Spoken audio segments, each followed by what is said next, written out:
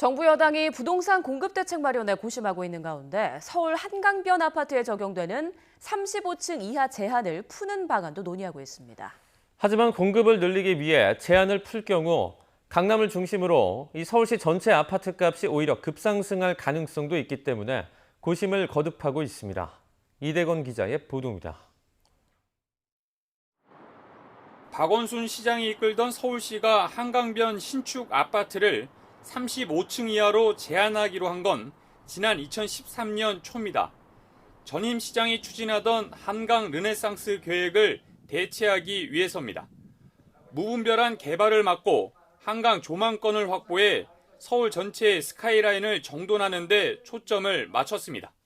산이나 강보다는 고층 건축물의 디자인이 중시됐고 그러다 보니까 이에 대한 공감대가 없었고 그래서 스카이라인 관리 체계가 훼손이 됐습니다. 정교한 관리부터 미흡했고요. 한편으로는 강남 압구정 등 한강변 아파트값 상승을 막는 데도 영향을 미쳤습니다. 최근 35층 이하 제한 관련 얘기가 다시 나왔습니다. 아파트 공급 대책 마련에 고심하고 있는 정부 여당 논의 테이블에 한강변 35층 이하 제한 해제안이 올라온 겁니다. 최근 서울시가 제안한 여러 안 가운데 하나인데 민주당으로서는 이를 선뜻 받아들이기 어려운 상황입니다.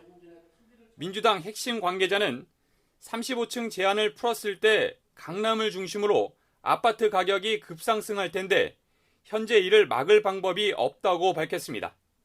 이해찬 대표의 이른바 천박한 도시 발언도 표현 자체가 문제이긴 했지만 서울시의 무분별한 개발을 경계한 것으로 보입니다.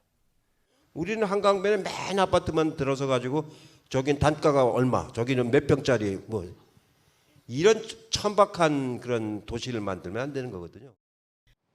설사 제한을 풀더라도 아파트값 상승분 가운데 일부를 공적으로 환수하는 것 자체도 쉽지 않아 결국 해당 지역 조합원과 건설사 쪽에 이익 대부분이 돌아갈 수도 있습니다.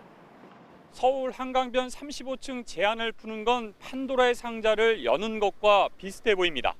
아파트값을 진정시키기 위해 고심하다 나온 공급 대책이 오히려 아파트값 급상승을 불러와 역풍을 맞을 수도 있기 때문입니다. YTN 이대훈입니다.